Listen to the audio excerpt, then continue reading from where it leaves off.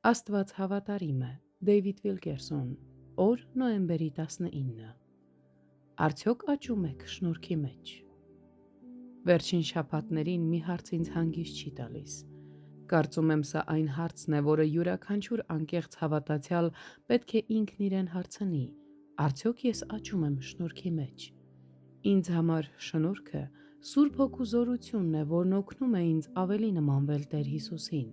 Այսպիսով, շնորհքի մեջ աճելը նշանակում է ավելի նմանվել Քրիստոսին Աստծո Հոգու զորության միջոցով։ Հիմա ես կցանկանայի վերաձևակերպել իմ հարցը հետևյալ կերպով. արդյոք ես ապավինում եմ Սուրբ Հոգուն,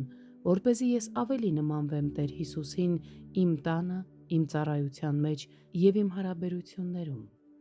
Այս հարցը հատկապես արդիական է հասուն քրիստոնյաների համար, նրանց, ովքեր տարիների ընթացքում հոգևոր հիմք են կառուցել Աստվածաշնչի կանոնավոր ուսումնասիրության,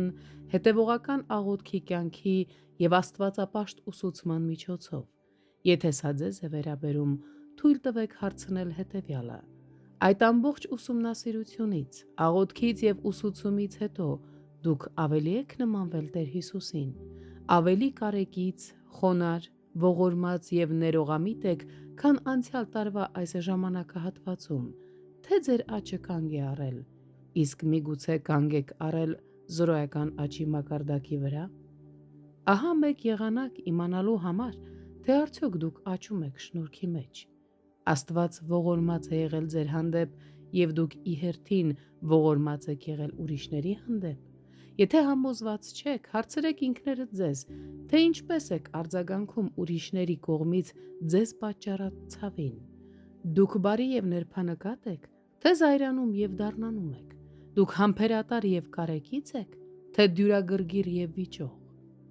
Անկեղծորեն նայեք ձեր կյանքին անցած մեկ տարվա ընթացքում, արդյոք դուք սովորել եք լինել ավելի բարի, ավելի համբերատար, նրբանկատ և հանգիստ այս փորձություններն անցնելով, թե ինչպես ես ստիպված եք խոստովանել, որ արձագանքել եք զայրույթի պոռթկումներով, կոպիտ խոսքերով և ինքնախղճահարությամբ։ Մենք բոլորս պետք է ինքներս մեզ հարցնենք. արդյոք ես իմ քննադատներին և թշնամիներին պատասխանել եմ կարեկցանքով, սիրով, ողորմածությամբ և ներողամտությամբ, թե զայրույթով, վրդովմունքով և ինքնարդարությամբ։ Սիրելիներ, աճեցեք մեր Տեր և Փրկիչ Հիսուս Քրիստոսի շնորհքով և գիտությունով։ Նրան լինի փառք և հիմա և մինչև հավիտենական օրը։ Ամեն։ 2 Պետրոս 3:18 խոսք։